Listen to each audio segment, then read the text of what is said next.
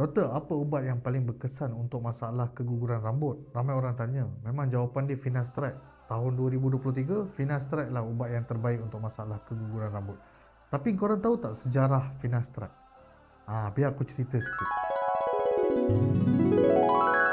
Ceritanya bermula pada tahun 1974 yang mana Julian Imperator McKinley, seorang saintis yang attend satu conference ataupun satu persidangan, di mana di conference tersebut Julian McKinley ni telah membentangkan research paper dia pasal segumpulan ataupun segelintir kanak-kanak yang berumur bawah 12 tahun di Caribbean yang mengalami satu masalah genetik mutasi yang mana mereka tiada kemaluan.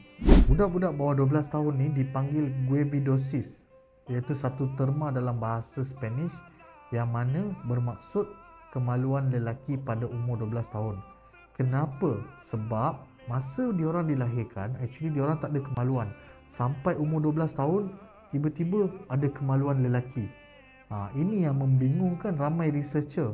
Tapi Julian McKinley ni, dia buat apa research pada tahun 1974. Dia dapati budak-budak yang mengalami masalah sedemikian sebenarnya mengalami masalah kekurangan hormon dihydrotestosteron ataupun DHT.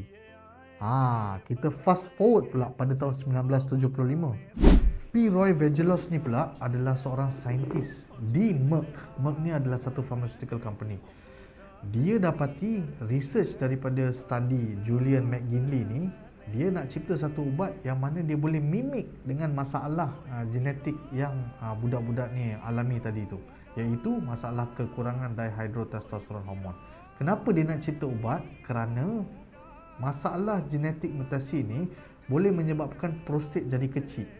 So pada tahun 1975, P. Roy Vagelos daripada Merck Pharmaceutical Company telah mencipta ubat Finastride, yang mana ubat Finastride ini pada masa itu digunakan untuk mereka yang mengalami masalah BPH ataupun benign prostatic hyperplasia, yang mana prostat menjadi besar, dan bagi mereka yang mengalami BPH ni, mereka akan mengalami masalah kerap buang air kecil dan sukar untuk buang air kecil.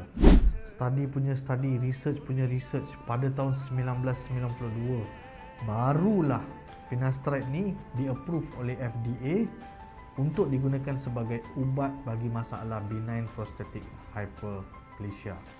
So selepas itu pada tahun 1997 barulah Finastride ini juga didapati bahawa mempunyai fungsi bagi mengatasi masalah kebotakan corak lelaki dan di-approve oleh FDA untuk digunakan untuk masalah kebotakan corak lelaki.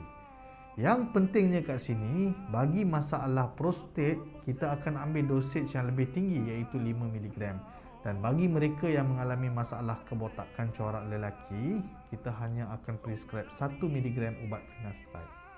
Bagi mereka yang mengalami masalah kebotakan corak lelaki, jangan lupa ubat yang paling penting untuk anda adalah Finastride. Terima kasih.